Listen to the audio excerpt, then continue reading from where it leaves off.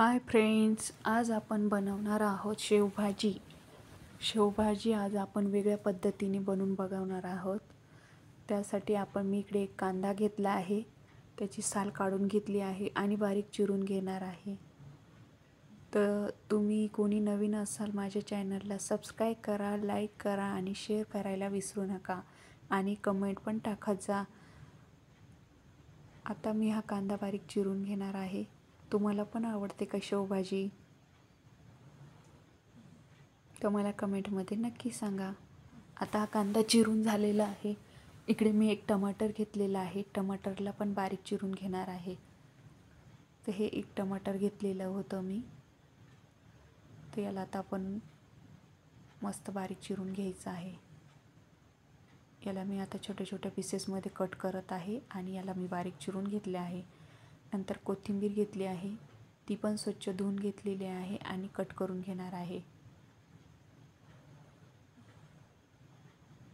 तर आपण भरपूर प्रकारच्या शेवभाज्या तुम्ही खाल्लेल्या असतील, तर म्हटलं चला आपण सोप्या पद्धतीची पटकन झटपट तयार होणारी रेसिपी मी तुम्हाला आज बनवून दाखवणार आहे. इकडे मी कढीपत्ता घेतलेला आहे, त्यानंतर इकडे शेव घेतलेली आहे थोडीशी.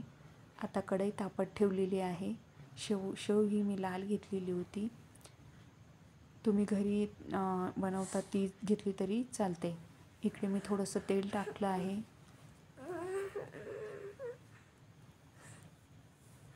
थोडंसं तेल टाकून घेतलं आहे. तेल गरम झालं की मग आपण त्याच्यामध्ये आता जिरं टाकून घ्यायचं आहे.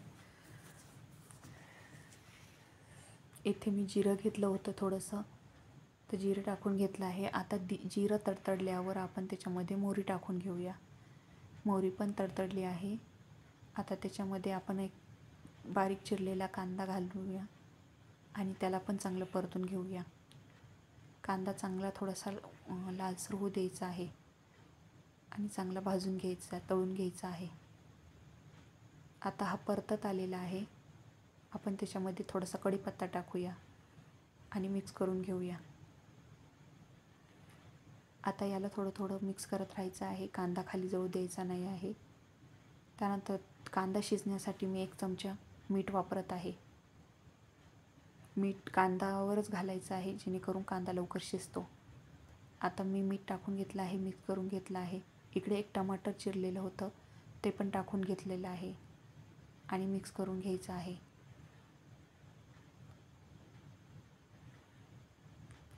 नंतर मी कोथिंबीर बारीक चिरून घेतली, ती वरून टाकून घेणार आहे. मिक्स करून घ्यायचं आहे. आता हे चांगलं मिक्स करून घेतल्यानंतर हळद, थोडंसं लाल तिखट, थोडंसं आपला घरगुती मसाला टाकून घ्यायचा आहे. चांगलं मिक्स करून घ्यायचं आहे. आता आपण याला चांगलं मिक्स करून झालेलं आहे. याला तेल सुटू द्यायच्यापर्यंत आपण चांगलं मिक्स करून घ्यायचं आहे.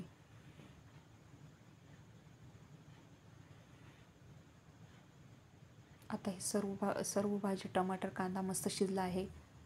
मी गॅस कमी करून देत आहे. आता याला तेल सुटायला लागलं. 1 ग्लास मी पाणी टाकून घेणार आहे. आता याला चांगलं उकळी येऊ द्यायची आहे. आता इकडे याला उकळी आलेली आहे. बघा, कलर पण किती छान आला आहे आणि झटपट तयार होणारी ही शेवभाजी आहे. तर तुम्ही नक्की करून बघा. आता मी याला 5 ते 10 मिनटापर्यंत याच्यावर झाकण ठेवणार आहे. 5 मिनटं राहू द्यायचं आहे, म्हणजे छानसर उकळी येईल. आता इकडे उकळी आलेली आहे. तर आपण आता ही शेव घेतलेली होती, ही शेव आता आपण याच्यामध्ये टाकून घ्यायची आहे. तर शेव टाकल्यानंतर गॅस बंद करून द्यायचा आहे. शेव टाकून आपण चांगले मिक्स करून घ्यायचं आहे. तर गरमागरम ही शेवभाजी आता तयार आहे. गॅस बंद करून द्यायचा आहे, जास्त शिजू द्यायची नाही आहे. तर गरमागरम खाण्यासाठी शेवभाजी तयार आहे.